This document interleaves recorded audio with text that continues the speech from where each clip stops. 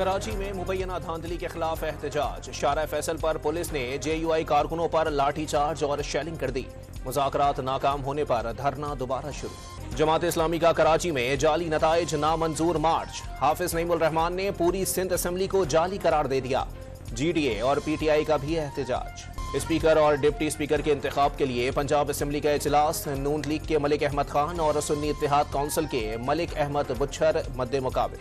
Sindh assembly के 147 नौ मुंतखब अरकान ने हल्फ उठा लिया। सुन्नी इत्तेहाद काउंसिल, GDA और जमात इस्लामी के अरकान ने हल्फ के लिए असेंबली ही नहीं आए। सिंध असेंबली के स्पीकर और डिप्टी स्पीकर का इंतखाब कल सुबह 11 बजे होगा। पीपल्स पार्टी ने MQM से उम्मीदवार खड़ा न करने की दरखास्त कर दी। गवर्नर बलोचिस्तान ने सूबाई असेंबली का इजलास 28 फरवरी को 3 बजे तलब कर लिया। इजलास में 9 मुंतखब अरकान हल्फ उठाएंगे। इलेक्शन कमीशन ने सदारती इंतखाब 9 मार्च को कराने का फैसला कर लिया।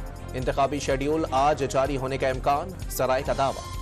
PTI क़यादत ने बैरिस्टर गौहर के खिलाफ बयान पर शेर अफजल मरवत को इजहार वजू का नोटिस जारी कर दिया। शेर अफजल मरवत को 2 रोज में माफीनामा जमा कराने की हिदायत। इस्लामाबाद की मकामी अदालत ने PTI आज़ादी मार्च के मुकदमात से असद उमर और शहजाद वसीम को बरी कर दिया। फैसला judicial magistrate doctor Suhail Thiyam ने सुनाया। टैक्सिला के इलाके में पुलिस एहलकार के खातून को थप्पड़ मारने की वीडियो सोशल मीडिया पर वायरल। रावलपिंडी पुलिस ने एहलकार को मुअत्तल कर दिया। शुमाली वजीरिस्तान में मीर अली मीरान शाह रोड पर पुलिस वैन खाई में जा गिरी। एक पुलिस एहलकार जाँ बहक जबकि 2 जख्मी हो गए। और महकमा मौसमियात ने कराची में पीर के रोज बारिश की पेशगोई कर दी। मामूल से तेज हवाएं चलने का भी इम्कान।